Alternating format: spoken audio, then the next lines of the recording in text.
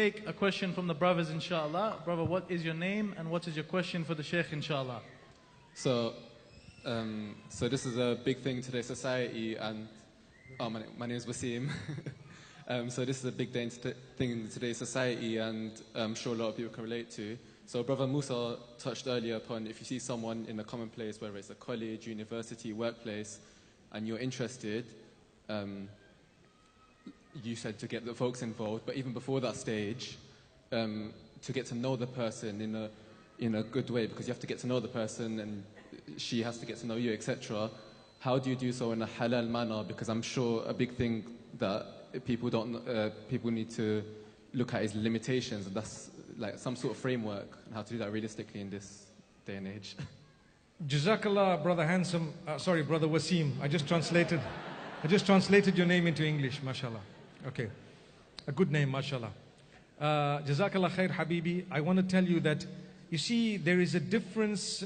The Islamic teaching tells you to get to know someone with the assistance of your folks. The problem is our folks don't help. I think that's really an issue where our folks sometimes, they don't help us to get to know someone because they have their own ideas.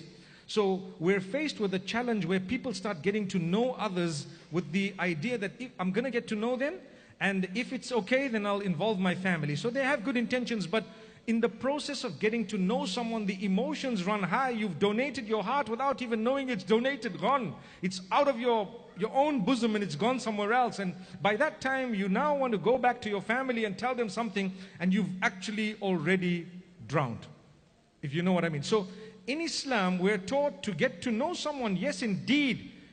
And you are allowed to get to know, as much as you'd like to, prior to the marriage, on condition that you've involved the folks who are supposed to be involved. In the case of a sister, for example, someone respectable. I mean, I have advocated, and I have done it today and every other day when I've spoken about marriage, for parents to become involved and to try and take seriously what their children bring up to them. And so if someone says, listen, Dad, there's a guy interested in me, are you interested in him? Well, yeah, I think so, I want to get to know him. Well, Dad, you know what? I think if it's not haram, you need to help, because people will be doing things behind your back. Wallahi, I want to swear by Allah that every other day, I have an email of someone telling me that they are marrying someone they do not want to marry. They're in total and absolute love with someone else, but their parents are forcing them. And I'm thinking, we're living in the 21st century. How can we allow that as Muslimin? How does it reflect upon Islam and the Muslims? And then you want to complain that we have a divorce and so on. I have people who have told me, and hundreds of them, if not thousands, that my father has just forced me to get married and I don't want to marry. I don't have anyone in mind, but I don't want to marry this guy. How can we call ourselves Muslims who fear Allah? What representation are we providing for what we stand for? Subhanallah. People will think of Islam and Muslims as being backward, and so yet we're not. We're promoting the fulfillment of the rights of your own kids, your own children. So my brother, quickly getting back to what you were saying, Islam teaches us to involve before you get to know the person just on your own. The two of you are sitting, shaitan is the third, as we're taught. But if you involve someone, you may have interactions with them. You have to interact with the opposite sex. That's something we need to know. Whether it's your mother, your sisters, a strange person, there will come a time in your life you have to interact even with someone who's a total stranger. That interaction, Islam doesn't say it shouldn't be there. It says it needs to be within that which is respectable and acceptable. That's it.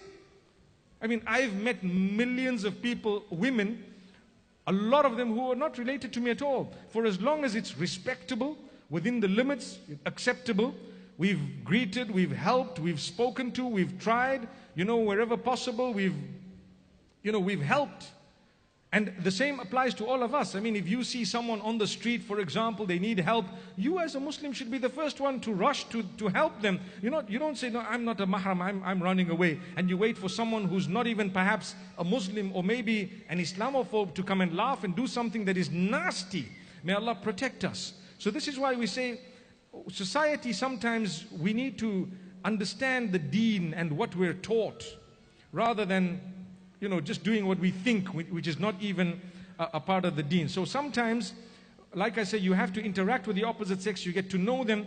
There comes a point when, look, I need to involve someone here because I want to know a little bit more. So that would help. May Allah make it easy for us.